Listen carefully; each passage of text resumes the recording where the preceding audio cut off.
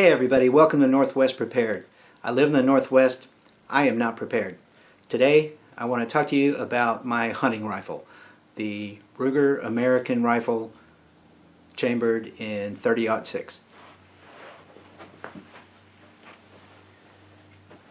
Okay, this is the Ruger American .30-06, and I guess you would call it the American Revolution edition because it came with a factory mounted and sighted Redfield Revolution scope. The rifle and scope together was just under $550, so that's a pretty good price for what you get here. It's got a lot of features, really good features that a lot of people like. I'm not gonna go into a tabletop discussion on it because there's tons of videos out there that shows you what all the features are, so I'm not going to bore you with that. So I'll just kind of show you what I like about it. First of all, it's got the 22-inch free floated barrel. It has the 4-round box magazine, which I really like. It has the Ting safety, and it has this really cushy soft butt pad.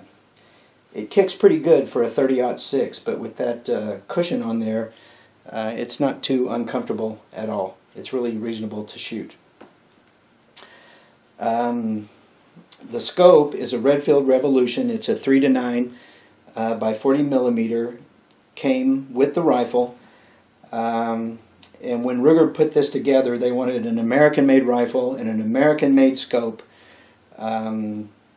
packaged together. So don't quote me on this, but somewhere along the line, within a couple of years ago, I think Redfield, that got bought out by Leupold, started shipping the manufacturing of these scopes over to the Philippines. So it was no longer made in America. So the Ruger-Redfield business relationship kind of dissolved, and Ruger started packaging these with Vortex scopes instead of Redfield scopes. But it's been about a year and a half since I bought this, so this was probably one of the last of the American-made Redfield Revolution scopes. So those are things that I like about it, and as far as things that I don't like about it, there's really not anything that I don't like about it. So far it's worked out really well for me. When I first bought it, I wanted to try out different kinds of ammo and see what would shoot best out of it. So I tried some 150 grain, some 180 grains. I tried Federal, Winchester, Hornady, Superformance, you know, pretty much whatever I could get my hands on. And, you know, I could not shoot consistent groups with this rifle. I mean, my shots were all over the map. And I don't know if that was because of the gun or if it was because of me, although I expect it was probably because of me, because this is my first centerfire scoped rifle that I've ever owned. And like I said, I've only had it out about 4 or 5 times now. So I am by no means an expert marksman, to say the least. Anyway, I'd heard somewhere that the 165 grain bullets were like the Goldilocks of cartridges for the .30-06. You know, it's not too light, not too heavy. So I thought I'd give some of those a try. So I bought some Federal Fusion 165 grain and some Winchester PowerPoints 165 grain, and I took them out to the range to see what I could do with them, and I'll show you that here in a minute. But I've heard a lot of good and a lot of bad things about this rifle. You know, some people say it's super accurate out to like 500 yards or whatever, and then, you know, I've also read that you'd be lucky to get 10-inch groups at 100 yards with this thing. So I really wanted to see what I could do with it. After getting a little bit of experience, not a lot, I decided to, you know, bring out my Caldwell lead sled, pack everything up, get out onto the range, get serious, and see what I could really do with this rifle. So let me switch cameras here, and I'll let you see how I did. Okay, so last week I took my Ruger American out to the shooting range with my Caldwell lead sled and some 165 grain ammunition, both Federal Fusion and Winchester PowerPoints. And here's how we did. Let me turn this around. Okay, so I started off at 100 yards, and my first two shots were these two.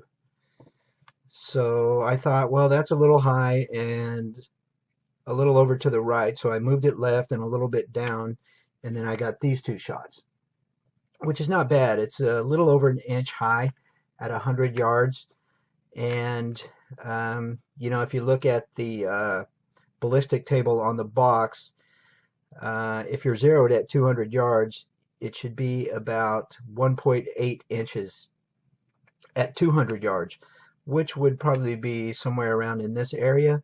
But I thought that was pretty close. So that should get me pretty close at 200 yards. So I went ahead and went out to the 200 yard mark. And this is what I got. So my first shot was here. And as you can see, that's pretty low. So I went ahead and I adjusted my scope up.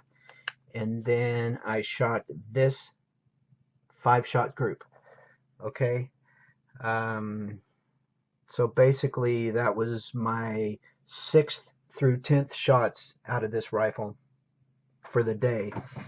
And as you can see, that is a pretty good group for 200 yards.